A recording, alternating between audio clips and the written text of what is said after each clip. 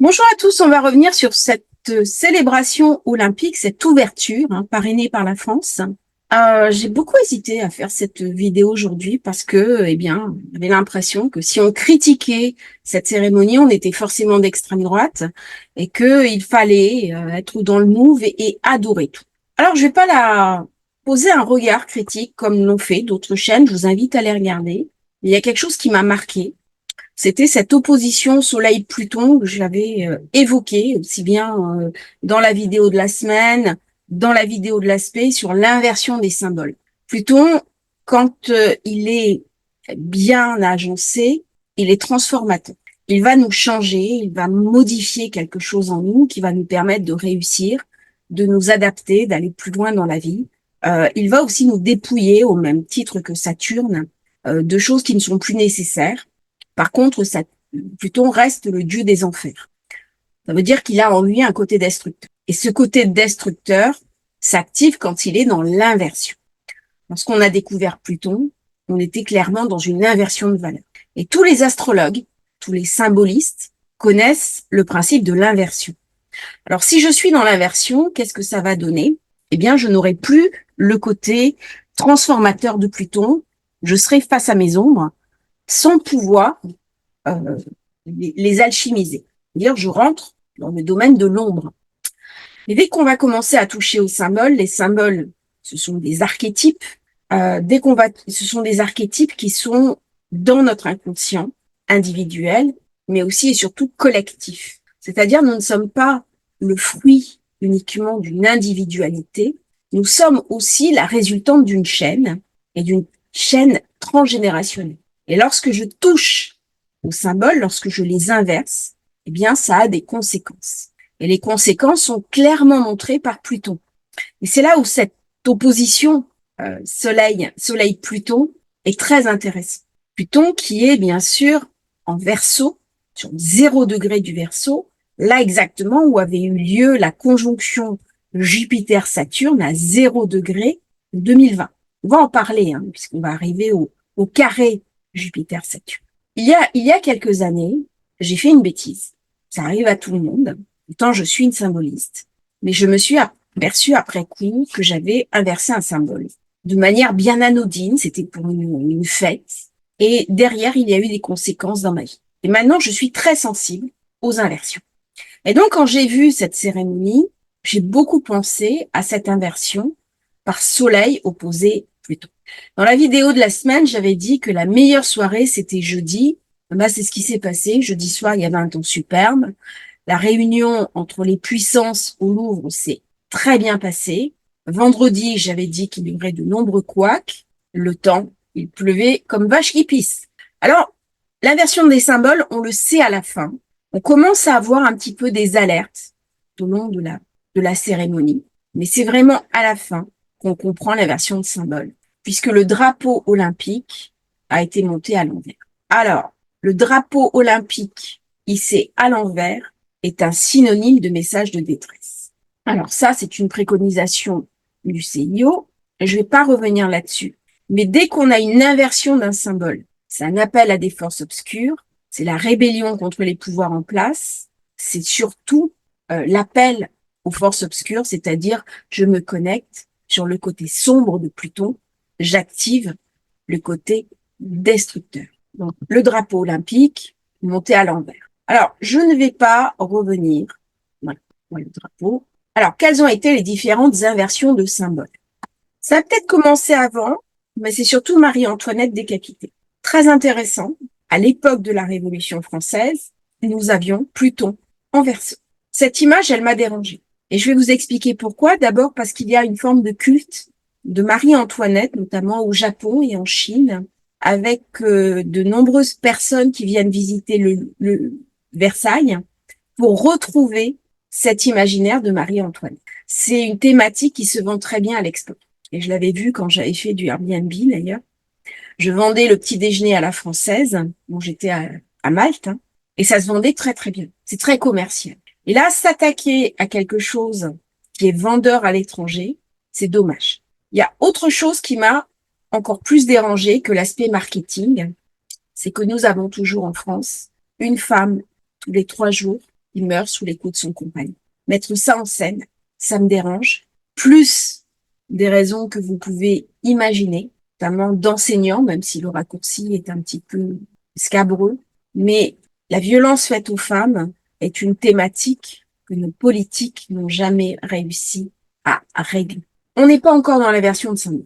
Mais là, j'ai commencé à sentir qu'il y avait, pour une cérémonie qui se voulait pacifique, rassembleuse, beaucoup de violence. Alors la musique heavy metal, moi j'aime bien. Peut-être surprendre certains, mais la musique un peu tonitruante, à certains moments, pourquoi pas. Continue. On prend un ancien monument pour mettre quelque chose d'ultra moderne. C'est plutôt un transformateur. Ensuite, on a la scène de la scène. Moi, j'ai pas tilté tout de suite. Je n'ai pas compris tout de suite ce qui se passait. Qui est carrément blasphématoire. Alors, le blasphème dans la carte, là, on est sur la carte des JO, elle se voit pas directement. Neptune est super bien aspecté. Mais là, c'est Pluton Soleil. Encore une fois, quinconce Mercure. C'est-à-dire que la cérémonie a été censurée dans un certain nombre de pays. Est-ce que c'est le but? Il y a des pays qui se sont méfiés d'emblée, et alors qu'en Chine, normalement, ils censurent, là, ils n'ont pas censuré. Donc, tout est passé. Alors, il y a des parties, on n'aime pas, il n'y a pas eu d'inversion de symbole. Moi, je ne parle vraiment que des inversions de symboles. Il y a des choses que j'ai beaucoup appréciées, que j'ai trouvées très belles, dont Céline Dion à la fin, c'était magnifique, ou les éclairs à la Tour Eiffel, c'était magnifique. Neptune, j'aurais pas pensé spécialement à l'aspect religieux, encore que Neptune, dernier degré, c'est un idéologue. Donc, il veut porter l'idéologie qui est la sienne, quel que soit le prix à payer. J'en ai souvent parlé dans les vidéos. Donc, on impose sa vision du monde aux autres. Si vous me critiquez, vous êtes d'extrême droite. Alors, ça fait quand même beaucoup de monde, notamment aux États-Unis, où c'est pas un pays, il y a beaucoup de censure télévisuelle. Vous avez des méga spectacles. Là, et c'est Elon Musk qui a critiqué cette cérémonie. Alors, si lui se le permet, je me le permettre aussi, même si je suis de loin pas du tout comme lui, mais on est quand même dans un pays où il faut aussi utiliser sa liberté d'expression. Et là, il s'est passé quelque chose. On a ouvert le couvercle. Il y avait un dieu dessous. Alors, ça tombe bien, on fait de l'astrologie, on aime beaucoup les dieux. Le dieu de l'Olympe, Dionysos, qui est le dieu de la vigne et du vin. J'ai quoi en taureau? J'ai Uranus. Uranus qui est transgressif, plutôt bien aspecté, même s'il a un carré à Mercure. Sauf que je remonte le temps. On est passé normalement des dieux grecs, donc du polythéisme, au monothéisme. Quand je repasse du monothéisme au polythéisme, je suis dans l'inversion. Et ça va me poser un problème énergétique. Et j'ai Uranus qui est 1 sur Algol et qui est carré à Mercure, et il était aussi conjoint à Mars. Donc il y a quelque chose là qui n'est pas du tout passé. On va en payer les conséquences quand Soleil va arriver en conjonction à Pluton. Pourquoi? Parce que là, on va rentrer dans une période de décroissance. Donc Soleil-Pluton. Jusqu'à la prochaine conjonction aura lieu en Verseau.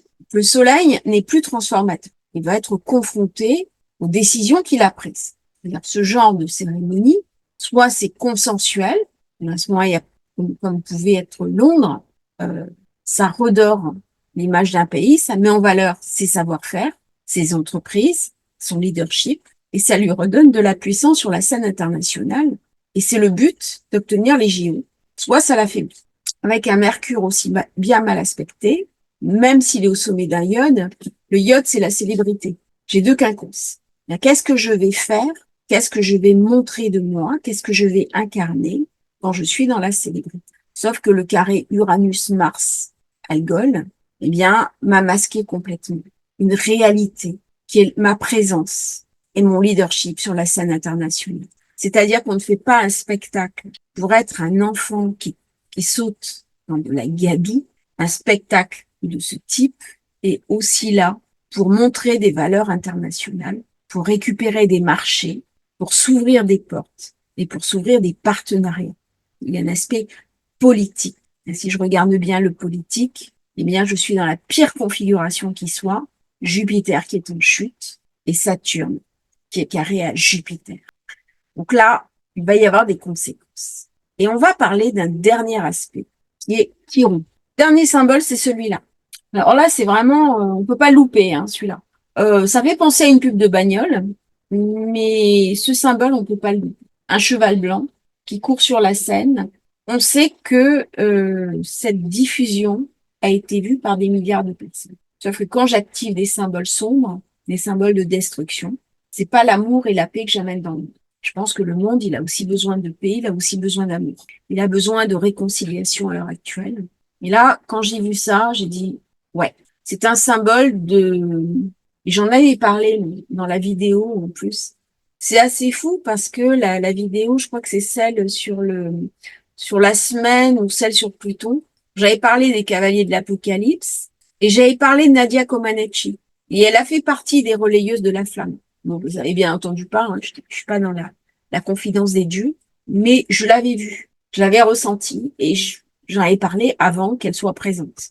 Et à un moment donné, quand j'avais préparé une vidéo, j'avais parlé justement de ces cavaliers de l'Apocalypse. Et quand j'avais lâché ça, j'avais dit peut-être j'ai été trop loin en parlant, mais en parler et le voir sur scène, c'est une différence. Et depuis, j'avoue, je suis pas très bien. Donc j'ai fait des nettoyages personnels pour m'enlever un petit peu ces symboles.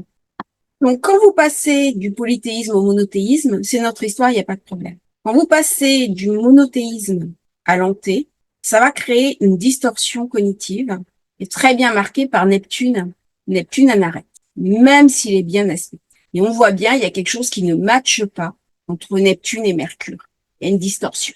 Qui dit distorsion, dit souffrance, dit frottement. De là, cet excès, on est obligé d'aimer cette cérémonie. On va perdre son regard lucide, hein. Ça devient sectaire. Mais quand on n'a plus le choix, c'est de la propagande. Et j'en ai parlé, hein, de cette propagande avec Jupiter, avec Mars qui est en Gémeaux. Et que si je n'aime pas, j'ai aussi le droit de ne pas aimer. Et c'est pas uniquement pour des raisons politiques. Je peux très bien ne pas aimer ce genre de musique. Je peux très bien ne pas aimer ce genre de chanteur ou de chanteuse. C'est pas pour ça que c'est politique. Je peux considérer, par exemple, euh, que la France a pu être mise à l'honneur, mais pas les Français. Alors, on a vu les artisans, on a vu certains corps de métier, mais il y a des corps de métier qui auraient peut-être mérité qu'on en dise quelque chose. Je pense notamment aux équipes de soignants, euh, des gens qui se dévouent, qui se sont dévoués en France pendant le Covid, les enseignants, les agriculteurs. C'est ce qu'avait fait Londres. J'avais trouvé ça vraiment bien. On parlait des gens. Et une nation, c'est quoi? C'est pas juste une idée politique. C'est une réalité concrète d'individus qui composent un État-nation. C'est pas juste une idée de se fondre dans l'Europe avec le drapeau européen qui apparaît autour de la Tour Eiffel conquérant. Là, on est sur de l'idée, on est sur de l'abstraction. Euh, donc, je reviens au cheval. J'ai fait une discrétion, je m'en excuse. C'est Chiron. Chiron, il est où? Il est en Bélier. Il est dominé par Mars. Alors, Mars est très bien hein, pour les Jeux Olympiques. En Gémeaux, il va beaucoup me parler de sportive, de communication sportive, mais ça va aussi me parler d'échauffourées. Euh, les conversations et les confrontations d'idées vont être très clivantes, beaucoup de clivages. Et Chiron, ce cheval, il n'est pas vraiment guérisseur, c'est un cheval d'attaque, c'est un cheval de bataille. Euh, Certains diront même c'est un cheval de Troie. Et Troie, c'est le Gémeaux.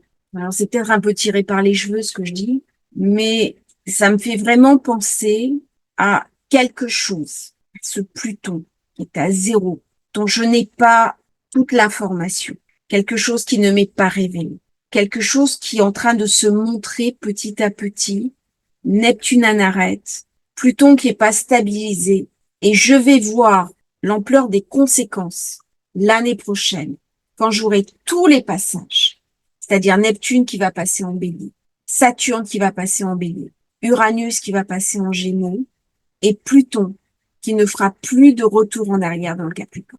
Là, il y a quelque chose qui va être définitivement éliminé. C'est pas enthousiasmant. C'est toujours une certaine inquiétude quand on joue avec les symboles. Parce que derrière, on joue avec ce que nous avons de plus sacré.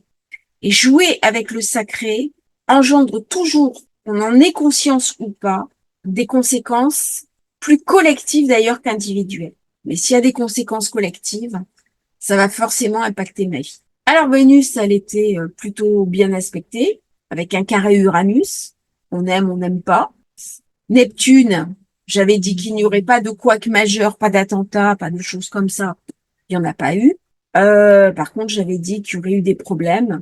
C'est ce qui s'est passé. Pluie battante. Pluie battante.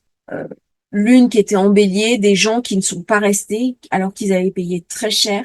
C'était quand même une cérémonie très élitiste. Très, très élitiste. C'est peut-être qui peut me déranger aussi. Hein. On a Soleil en Lion, Vénus en Lion, Mercure qui vient juste de rentrer la Vierge. C'était le jour où Mercure entrait dans la Vierge. Du coup, il m'a ramené de l'instabilité. Il m'a ramené de l'hésitation.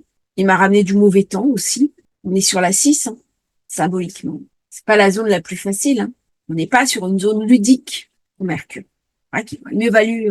Et c'est pour ça que j'avais dit la veille, c'était bien, parce que Mercure était encore en Lion. Donc là, ça aurait été une fête collective. Là, c'était mesuré. Alors, cette vidéo est critiquable. N'hésitez pas à la critiquer dans les commentaires. Si vous avez adoré, ben, dites-le. Si vous avez détesté, dites-le. Restez courtois avec les autres personnes. Je pense que c'est important. On a vu cette cérémonie. Je trouvais qu'elle manquait de délicatesse par rapport au monde entier qui l'a regardée parce que chacun a sa sensibilité et respecter la sensibilité des autres quand on invite des personnes chez soi, eh bien, c'est fondamental. Ça fait partie de la bonne éducation. Je vous remercie. Je vous dis à très bientôt. N'hésitez pas à liker et vous abonner à la chaîne. Et si vous souhaitez commander votre thème de naissance, votre révolution solaire, vous l'avez dans les commentaires.